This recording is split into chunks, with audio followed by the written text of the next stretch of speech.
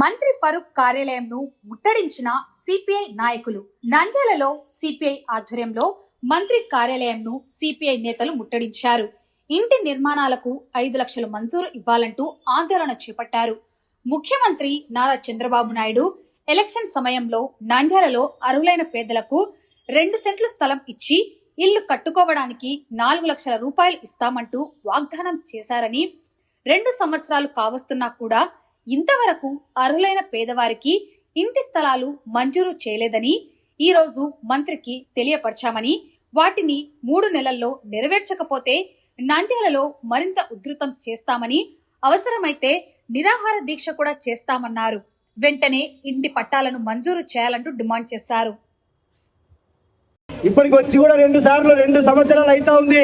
ఈ 2 సంవత్సరాల కాలంలో నంద్యాల టౌన్లో ముస్లిం మహిళలు, పేద ప్రజలు, చాలా మంది ఎస్సీలు, బీసీలు, అణగారిన వర్గాలు, దళితులు అందరూ కూడా ఉన్నారు.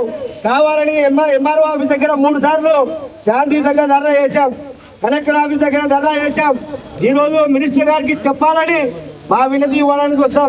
మేము ధర్నా చేస్తే ఏ విధంగా ఉంటుంది పబ్లిక్ సమస్యల మీద కూడా తెలుసు కాబట్టి మా అలిగేషన్ అది కాదు.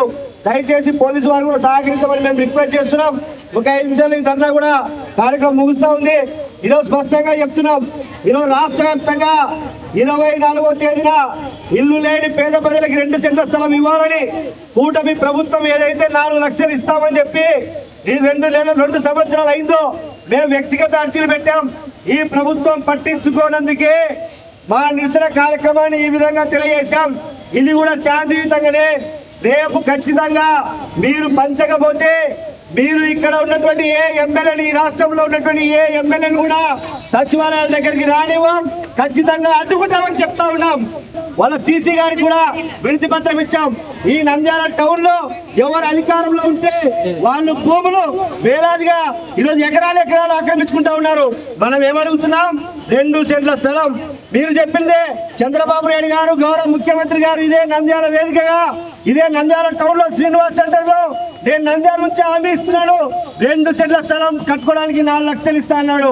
మీరు కట్టలేటైతే ఈ రోజు నుంచే అసెంబ్లీ జరుగుతూ ఉంది కాబట్టి ఈ రోజు నుంచే ఎవరైతే మీరు గుర్తించారో ఈ టౌన్ లో మనం ఇచ్చినటువంటి అర్జీలు అందరినీ కూడా ఎవరికి ఇల్లు ఉంది, ఎవరికి ఇల్లు లేదని ఆల్రెడీ ఎంఆర్ఓ ఆఫీసర్లు గుర్తించారు. వాళ్ళందరికీ కూడా ఇంటి అద్దె గవర్నమెంట్ చెల్లించాలని ఈ రోజు సిపిఐగా డిమాండ్ చేస్తా ఉన్నాం. అందుకు మనమందరం కూడా తెలియజేస్తా ఉన్నాం. లేని పక్షంలో ఖచ్చితంగా ఏ వార్డులోకి వస్తే ఆ వార్డులో తెలుగుదేశం పార్టీ వాళ్ళకి కాళ్ళ మీద మోకరిల్లి కాళ్ళ ముక్కుతాం. నాకు ఇల్లు స్థలం ఏదని మనం అడుగుదాం. లేని పక్షంలో అడ్డుకుంటామని హెచ్చరిస్తా ఉన్నాం. అదేవిధంగా ఈ రోజు మీకు ఎన్నికలు, స్థానిక సంస్థల ఎన్నికలు కూడా వస్తా ఉన్నాయి.